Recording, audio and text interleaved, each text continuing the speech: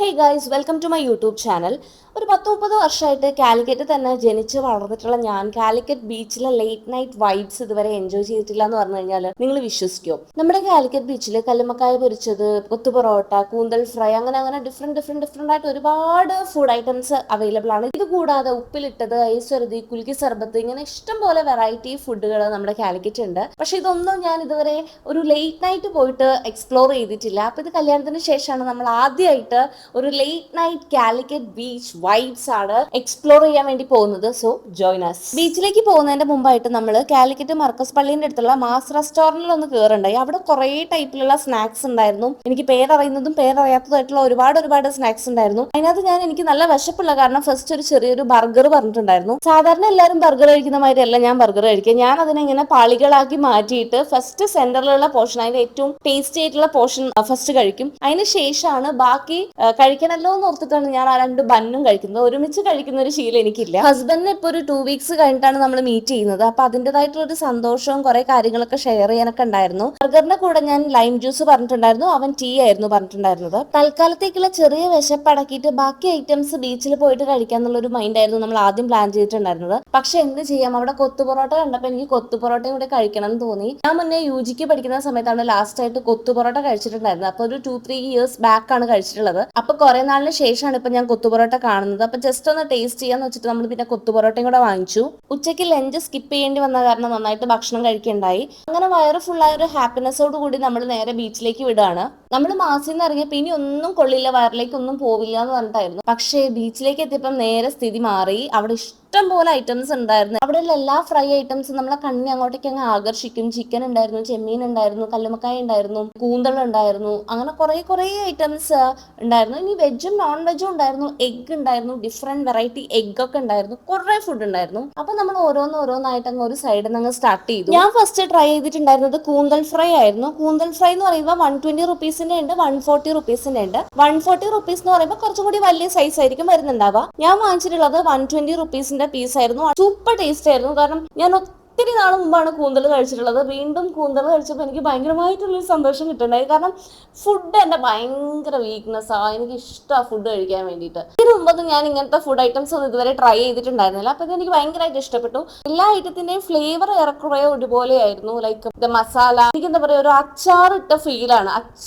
അച്ചാറിന്റെ taste അല്ല, പക്ഷെ ഒരു അച്ചാറിന്റെ ഒരു ടേസ്റ്റും ചിക്കന്റെയും ഇപ്പൊ ഫിഷിന്റെ ആണെങ്കിൽ ആ കൂന്തലിന്റെ ആണെങ്കിൽ ആ കൂന്തലിന്റെ ഫ്ലേവർ നല്ലോണം കിട്ടുന്നുണ്ടായിരുന്നു. കൂന്തൽ ഏറെക്കുറെ ഒതുക്കിയതിനു ശേഷം ഞാൻ നെക്സ്റ്റ് ആയിട്ട് ചിക്കൻ മസാലയാണ് ട്രൈ ചെയ്തിട്ടുണ്ടായിരുന്നത്. അതും സൂപ്പർ ആയിരുന്നു.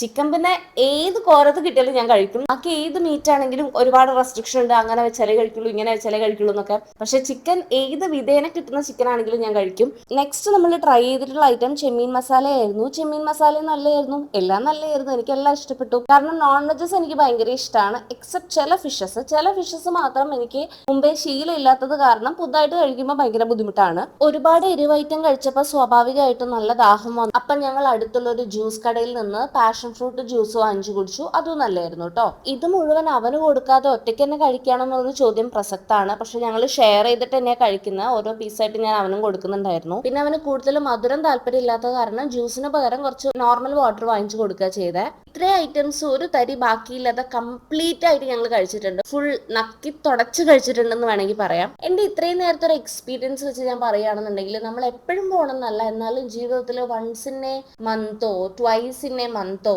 വൺസ് ഇൻ 2 മന്തോ ഒക്കെ നമ്മളൊന്ന് പുറത്തേക്ക് ഇറങ്ങണം ഫാമിലിയോടൊപ്പം. നമുക്ക് ഒരുപാട് റിഫ്രഷിങ് ആയിട്ടുള്ള ഒരു എനർജി നമുക്ക് കിട്ടും. മീൻസ് എൻ്റെ കേസിൽ ഇത് ഫുഡാണ് എനിക്ക് കുറച്ചൊരു calming, quiet stress free environment തരുന്നെന്നുണ്ടെങ്കിൽ വേറെ ചിലർക്ക് വേറെ കാര്യങ്ങളായിരിക്കും. അപ്പൊ അവരെ എന്റർടൈൻ ചെയ്യുന്ന, അവരെ സ്ട്രെസ് ഫ്രീ ആക്കുന്ന എന്താണോ ആക്ടിവിറ്റി, അതിൽ നമ്മൾ ദാറ്റ് മീൻസ് നമ്മൾ നമുക്കും കൂടി വേണ്ടി കുറച്ച് ടൈം, എല്ലാവർക്കും പല പല തിരക്കുകൾ, നമ്മുടെ ലൈഫ് അങ്ങോട്ട് പ്രോഗ്രസ് ചെയ്യുന്നതിനനുസരിച്ച് പല തിരക്കുകൾ എല്ലാവർക്കും വരും, സ്വാഭാവികമായിട്ടും വരും. പക്ഷെ അതിനിടയിൽ നിന്ന്, ആ തിരക്കുകൾക്കിടയിലും നമ്മൾ നമുക്കായിട്ടുള്ള നമ്മുടെ ഫാമിലി ടൈം, നമ്മുടെ ഹാപ്പിനെസ്സിന് വേണ്ടിയിട്ടുള്ള ടൈം നമ്മൾ കണ്ടെത്തിയാൽ മാത്രം ജീവിക്കുന്നതിനൊരു അതിൻ്റെ ഒരു കംപ്ലീറ്റ്നെസ് ഉണ്ടാവുള്ളൂ ശരിക്കും പറഞ്ഞാൽ. അവസാനമായിട്ട് ഒരു കല്ലുമ്മക്കായ വെച്ചിട്ടുള്ള ഒരു സ്നാക്സും കൂടെ കഴിച്ചിട്ട് നമ്മൾ ആ സ്നാക്സ് സെക്ഷൻ അവിടെ അവസാനിപ്പിച്ചു. പിന്നെ ഇവിടെ കുറെ ഐസ്ക്രീംസും ഉപ്പിലിട്ട ഐറ്റംസ് ഉണ്ടായിരുന്നു, ഡ്രിങ്ക്സ് ഒക്കെ ഉണ്ടായിരുന്നു. പക്ഷെ അതൊന്നും നമ്മൾ ഈ വട്ടം ട്രൈ ചെയ്തിട്ടുണ്ടായിരുന്നില്ല. ഒരുപാട് സമയം നമ്മൾ ബീച്ച് വൈബ്സ് എൻജോയ് ചെയ്തതിന് ശേഷം ചായ കുടിക്കാൻ പോയി. ചായ എന്ന് പറയുന്നത് മുന്തിരിക്കട്ടന്റെ ടേസ്റ്റ് എങ്ങനെയാന്ന് പറഞ്ഞാൽ, നിങ്ങൾ ഈ ഹണി ഗ്രേപ്സ് എന്ന് പറയുന്ന ഒരു കോംബോ കേട്ടിട്ടുണ്ട്. അതായത് നല്ല കൂൾ ഡ്രിങ്ക്സ് ആയിട്ട് യൂസ് ചെയ്യുന്ന, ഭയങ്കര ക്ഷീണമുള്ള സമയത്തൊക്കെ നമ്മൾ ഭയങ്കര തണുപ്പിൽ കഴിക്കാൻ പറ്റുന്ന അതിന്റെ എക്സാക്ട് സെയിം ടേസ്റ്റ് ആയിട്ട് എനിക്ക് ഫീൽ ചെയ്തിട്ടുള്ളത്. പക്ഷെ ഇത് ഹോട്ടാണ്, ഇത് കട്ടൻ ചായ പോലെ ചൂടുള്ളതാണ്, മറ്റേ തണുത്തിട്ടുള്ളതാണ്. ആ ഒരു ഡിഫറൻസ് ആണ് എനിക്ക് പേഴ്സണലി ഫീൽ ചെയ്തിട്ടുള്ളത്. ഫസ്റ്റ് സിപ്പ് നമുക്ക് ഒരു ഡിഫറെന്റ് ടേസ്റ്റ് തോന്നുമെങ്കിലും പിന്നെ അത് നമുക്കൊരു വൈബായിട്ട് തോന്നുന്നുണ്ട്. മുന്തിരിക്കട്ടന്റെ കൂടെ അവിടെ ഉണ്ടായിരുന്ന വേറൊരു ഡിഫറെന്റ് ഐറ്റം എന്ന് പറയുന്നത് അവരുടെ സ്പെഷ്യൽ പൊടി മസാല ദോശയായിരുന്നു. നമ്മൾ അതും കൂടെ കഴിച്ചു കഴിയുമ്പോഴത്തേക്ക് പുറത്ത് നല്ല രീതിയിലുള്ള ഒരു മഴ പെയ്തിട്ടുണ്ടായിരുന്നു. അപ്പൊ നമ്മളിങ്ങനെ 1, 2, 3 മുന്തിരിക്കട്ടം വാങ്ങിച്ചിട്ട് അതിങ്ങനെ മഴ ആസ്വദിച്ച് കുടിച്ചുകൊണ്ടേയിരുന്നു. മഴ ചെറുതായിട്ടൊന്ന് ശമിച്ചതിന് ശേഷം നമ്മൾ പെട്ടെന്ന് തന്നെ വീട്ടിലേക്ക് മടങ്ങി. അപ്പൊ അത്രയേ ഉള്ളൂ. Thanks for watching.